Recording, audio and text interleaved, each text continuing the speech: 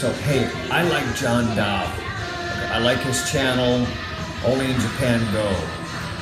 I'm watching his latest video of the Manikineko karaoke, right? Manikineko. Of course I'm here at karaoke, right? Not at round one.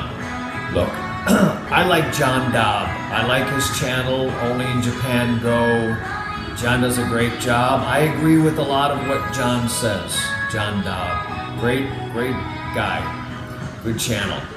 But with this, the monkey enclosure, the two guys that jumped in, he's all over the board with this. If you remember the story from about 3 weeks ago, the two Americans were released, and I'm going to tell you what actually the judgment was on this in a second, but it's not good.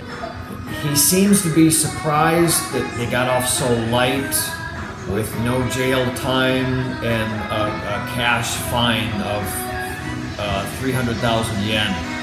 But it's very Japan, which is, I think, was pretty predictable too for a lot of people. The facts are this, and this is, Japan is consistent across the board with the way it hands down these penalties. It was their first offense in Japan. There were these are facts, no injuries.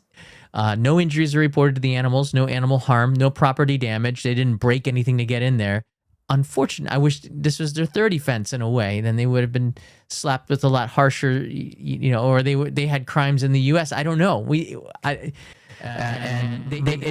was eventually an admission of wrongdoing in there. So I guess that whoever was a lawyer finally slapped some sense into them, and they were released. The court released them, and they eventually. How could you not admit wrongdoing? You were prone to doing it. But for a long time, it was reported in the media that they would not admit to anything. Like silence was some sort, like they were in the United States system where they have a right to remain silent. You have a right to just admit to what you just did, and then this would have been over a lot quicker. But then he says, well, they got what they deserved, what the system normally gives this kind of violation. I'm not even going to call it a crime. This kind of violation, John says, that's typical, standard Japan justice.